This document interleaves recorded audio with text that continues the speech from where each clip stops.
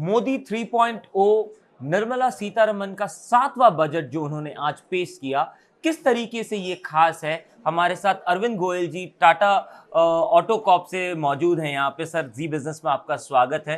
पहली बार हिंदुस्तान में एक वर्ड यूज किया गया बजट में, ऑल वेदर रोड्स।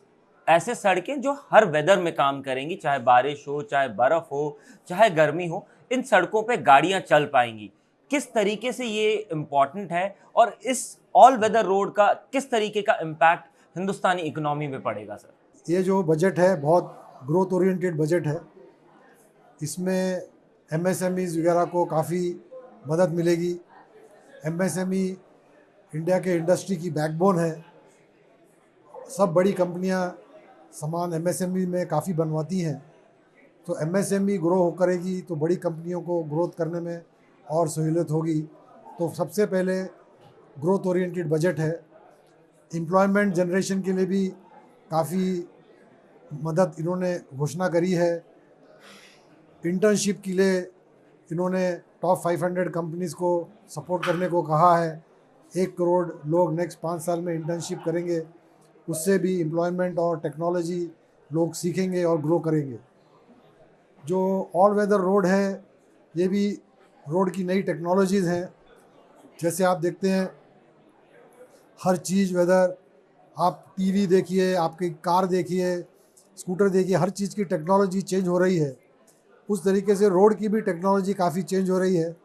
और लास्ट कुछ सालों में मोदी गवर्नमेंट ने काफ़ी नए टेक्नोलॉजी से रोड बनाए हैं। और ये ऑल वेदर रोड का जो अनाउंसमेंट किया है, ये टेक्नोलॉजी की दृष्टि से और लॉन्ग टर्म सस्टेनेबिलिटी की दृष्टि से और लॉन्ग लाइफ की दृष्टि से काफ़ी उपयोग रहेगा। इससे सडनली और गाड़ियों की भी डिमांड बढ़ेगी, क्योंकि रोड अच्छी रहेंगी और इंफ्रास्ट्रक्चर बढ़ेगा, जीडीपी ग्रो करेगी, तो गाड़ियों की डिमांड अपने आप बढ़ती है। सर, बात की जाए अगर ऑटो सेक्टर की, एमएसएमई की इन स्पेसिफिक अगर मैं बात करूं, कितना खास ये बजट रहा एमएसएमई सेक्टर के लिए, और एमएसएमई को ये सेक्टर इस बार के बजट में जो अनाउंसमेंट्स हुई हैं वो किस तरीके से बूस्ट करेगी? एमएसएमई को बहुत बूस्ट मिलेगी। उनको फाइनेंशियल लोन स्कीम, उनको स्ट्रक्चरिंग किया है और जो उनकी पेमेंट्स होती हैं उसका भी लिमिट चेंज करी है। तो उनको गवर्नमेंट के जो सिस्टम है उससे अर्ली पेमेंट मिल जाएंगी, तो उनका पूरा कैश साइकिल इम्प्रूव हो जाएगा। और छोटी कंपनियों को कैश की सबसे ज़्यादा दिक्कत होती है।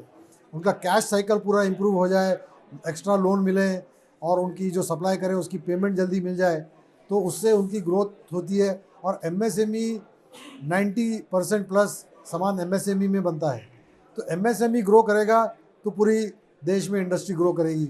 तो उस दृष्टि से बहुत इंपॉर्टेंट है ये बजट। सर, अगर अगर इकोनॉमी सर्वे को देखा जाए, कल जो आई थी, उसमें ये साफ साफ कहना था कि जो पार्टीशन है हिंदुस्तानी कंपनियों का, या तो बहुत बड़ी कंपनी है या तो बहुत छोटी कंपनी है। उस लहजे से उनका ये रिकमेंडेशन था कि मिड साइज कंपनी भी हिंदुस्तान में होनी चाहिए। इस बजट से ही नहीं बल्कि हमारे आगे जो 5 साल आने वाले हैं उसको देखते हुए अब किस तरीके से कह सकते हैं, क्योंकि ऑटो इंडस्ट्री एक बड़ी इंडस्ट्री है हिंदुस्तान में, ऑटो स्पेयर पार्ट्स एक बड़ी इंडस्ट्री है हिंदुस्तान में। इस स्मॉल स्केल से आप मिड साइज के इंडस्ट्री में कैसे आ सकते हैं, उसके लिए क्या क्या ऐसे रिकमेंडेशंस होंगी जो सरकार को आप लोगों की तरफ से गई हैं और सरकार उन पे गौर कर रही है? No, mid size industry India में कम है, जो ये इकोनॉमिक सर्वे में भी आया है।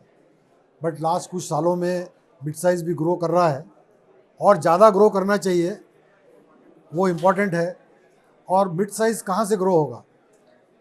जो छोटी कंपनी है वो मिड में आएंगी, कुछ मिड की बड़ी बनती हैं, कुछ स्टार्टअप हैं वो सडनली मिड साइज़ में आ जाते हैं, उसका वैल्यूएशन बढ़ जाता है। सो जब तक एमएसएमई को ग्रो नहीं करेंगे तो बड़ा कैसे होगा, मिड में कैसे आएंगे? तो ये बजट में बहुत सी चीज़ें एमएसएमई को टारगेट करके करी हैं, उनको मिड साइज़ में लाने के लिए और एम्प्लॉय जनरेशन के लिए दोनों मिड साइज़ में टारगेट किया, एमएसएमई में टारगेट किया गया है। सर, मेरा आखिरी सवाल आपसे ये होगा, आप टाटा ऑटो कॉम में हैं, एमडी सीईओ हैं, आपकी कंपनी लगभग 34-35 देशों में आपकी ये कंपनी मौजूद है। अब किस तरीके से जो डायरेक्ट इन्वेस्टमेंट है, फंड इन्वेस्टमेंट है हिंदुस्तान के अंदर, जो निर्मला सीतारमन ने आज आपको कहा, उसको आपकी कंपनियों को किस तरीके से उससे सहूलियत मिलेगी, या आप उस चीज़ को किस तरीके से देखते हैं? नहीं, हमारे पूरे वर्ल्ड में 56 प्लांट्स हैं, 45 प्लांट तो हिंदुस्तान में हैं, और जो मेक इन इंडिया का जो बड़ा लक्ष्य है गवर्नमेंट का, उसमें हम काफ़ी काम कर रहे हैं। उसमें गवर्नमेंट की PLI स्कीम्स हैं, गवर्नमेंट के इंसेंटिव्स हैं, नई जो फैक्ट्रियां लगाई हैं लोअर टैक्स के लिए, और हम भी काफ़ी सामान फिर MSME से खरीदते हैं। मेजर सप्लाई तो MSME से आता है, तो MSME को भी ग्रो करेंगे तो सप्लाई में मदद होगी, तो हमको मेड इन इंडिया लोकलाइजेशन करने में मदद होती है।